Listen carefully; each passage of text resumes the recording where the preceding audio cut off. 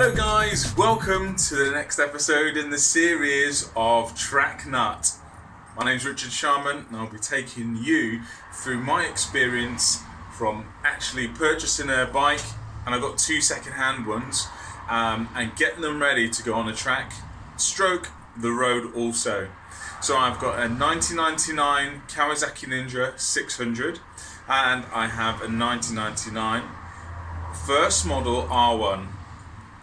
So today we are changing the chain and sprockets on the Ninja. The Yamaha we're going to come on to that later in the series, okay? That needs quite a bit of engine work and I'll show you what's happening with the engine. Nightmare. I took it on a track day. I didn't do my due diligence when I bought it, and it bit me in the proverbial. So that's to come later on in the series. But today let's have a look at changing front and rear sprockets together with the chain and giving the drivetrain a new lease of life on the Ninja. To pick up where we left off last time, we've got a shroud here, a cover, front sprocket cover, 1, 2, 3, 4, 5, 6 bolts, and you can see that needs to be cleaned out, so I'll dig that out. Here's the revometer pickup, and that sits in the cover itself there. So I've kept the bolts to one side. So what we're looking to do is to back this nut off there, remove the front sprocket. Also, I'm going to have to take this rear hugger off just to get access, and because I'm working on my own, I'm going to be using a steel bar with rubber protection around it so I don't scratch any of my paintwork, so I can use the wheel to lock up against the force that I'm putting in with the breaker bar. Thereafter, hugger's off. I want to remove the rear wheel. I'm going to touch up the spray paint on the wheel and take the sprocket off and chain. So let's see how that goes. As you can see, I have a bar and I've got some plastic over it protecting it, and I put it all the way through. I thought I'd have to put a lot of force in taking this nut off, but it was loose. Guys, when you're buying second hand, do check your bikes over. As I say, the R1 blew up on the track. I didn't really push it that hard. Come on. And this guy, I mean, it's never had a service. I said previously it's done 26,000. I think it's only done 17,000 miles. And just goes to show, give it a good once over. Safety first, guys, safety first. It was a little bit challenging to release the wheel, but now it's free. We can get some verniers and check the thickness of the brake. Being a rear brake on a motorcycle, it hardly ever gets used, so this one looks fine. You don't want there to be a lip on the outer diameter, the outer circumference here, and there isn't one here, nor do you want it to be warped. So you can take off and do various flatness checks and thickness checks. I'm happy with this. I'm quickly going to check the bearing and the bearing seal around there. And you can look at the rear sprocket quite clearly. Again, seal for the bearing and the bearing itself. The sprocket looks heavily worn, so I'm going to remove it. Okay, so I'm on to removing the chain. I'm going to use a simple chain removal tool. I'm going to pop the handle onto the bottom of this anvil, and I will use a ratchet handle to tighten this up. But first of all, we need to pick up a rivet here and flatten down one of the heads. We do that because this is actually a rivet and it's peened over. So yeah, I want to basically flatten off one of these heads and use the removal tool. You've got this plunger here, and that's going to push out the pin to the point where I can knock it out, pass through, and yeah. And guys, just to explain things a bit clearer, this is the anvil we're going to be using. We're going to be attaching I'll do that now, attaching the handle to it like so. and this large screw goes through the middle, and this was on the back. Okay, but to push the motorcycle rivet through, we're going to use a 3.8 mandrel. As you can see, that is the correct size. So unscrew because there's two hex heads on the barrels, one inside the other. But first of all, we'll put the spring on the mandrel and pop that in. It's in there already.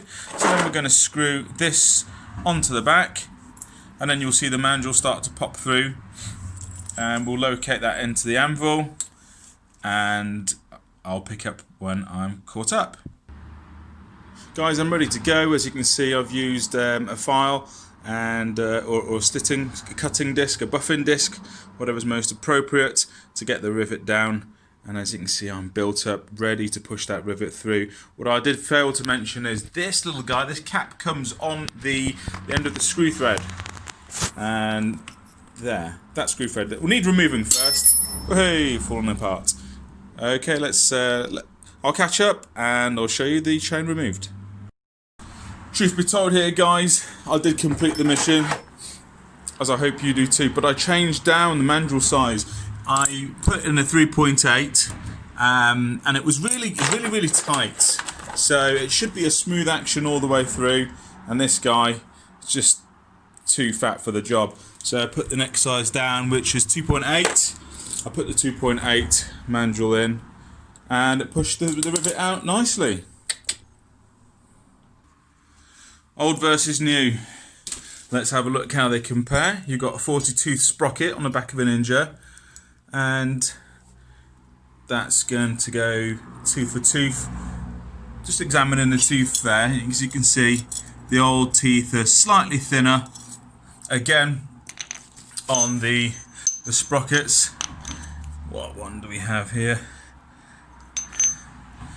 This is the front sprocket, and you can see how thin the cogs are. You know, the teeth. Look at the difference there. Okay, let's have a look at the chain. Well, that's kinked at one end. Yeah, that is no good. So we're going to be changing these guys out. I'm going to put the new ones in and see you in a bit. So where we are at the moment, I've buffed my paint back and yeah, sprayed up the wheel so it looks nice and fresh. For that, I took the brake disc off, and on the other side I also took the sprocket off, but that was the old one and this is the new one. So that's on, torqued up, and I've used Loctite and the correct torque settings. Guys, refer to your Bible, your manual, to get the torque settings. And I've cleaned out the housing around here, the sprocket housing. This is the new sprocket gone on, and I've just placed the chain on, just placed it. It's exactly the same length as the other, and this will all be measured shortly. I'm going to put the wheel back on the axle and go from there. We're going to go on to fitting the chain. After we've got the wheel on, the caliper, be sure to get the correct build up right. So we have the axle going in. There's the caliper spacer and the wheel spacer thereafter. Going through the wheel, through the bearings, coming out. You've got another spacer this side. Your adjuster block, which is failed to mention on that side. Adjuster block, washer, and then the nut to go on. Okay, so we're going to get the chain at the 2 o'clock position, so it gets held on the sprocket. New front sprockets on, nothing's tightened up, so we want to set the link. Very important, precise procedure. We're going to put the link in, but first of all we'll put two rubber seals, if you like, first onto the teeth, grease that up, and then we'll push it through the link, the chain on the sprocket, and then we'll put two more rubber seals on, and then we'll grease that, and then we will press the link on. and just make sure the right one's the right way up when you do that. The tool we're going to use, it comes in the pack, which is down there. Has a rectangular block here, and the other side holes in the rectangular block. You can just see daylight through. And what we're going to do is press this link onto the studs, but don't press it all the way home. I'll catch up with you once I've done that. Now that our link is in, and the width from outer link to outer link is of the same distance of these already pre-set up links. Mine was exactly 19mm, so I made sure that it's uniform. We've got some stud protruding out here, so what we're going to do is we're going to go back to this tool. Okay, this is a recessed area, and it will be placing this around the back, so it's supposed to sit nicely over from this side. You can see sit nicely over the rivet, so just pushing the rear of the chain. And on the other side we've got this this sort of capped fat mandrel that we put through earlier on. So I backed off this this screw thread, and the mandrel went in, but with the spring over, and then I screwed it in. So we're going to be deforming the rivet with this head. So the idea is to have the end of the rivet take exactly the same form as the mandrel. So that's what we're going to do. I think we only need one turn maximum on this on the rivet former. So I've done half a turn already, and I'm looking very closely, and I can see this hasn't completely deformed the stud, the rivet. So I'm going to carry on going. So happy days here. I've deformed the rivets nicely, and as you can see, this mandrel just actually sticks in place. So that's a good sign to show how the job is now complete. So I'm going to go on hereafter and tighten up the nuts here, space the wheel out to the correct distance. I've already marked off where the old setting was, but obviously it's a new chain, it's going to be tighter. I have to do it on both sides, and that's it, guys. That's it. Thank you for joining me. Don't forget to like and subscribe, and keep following me for more bike adventures, and eventually we will get onto the track.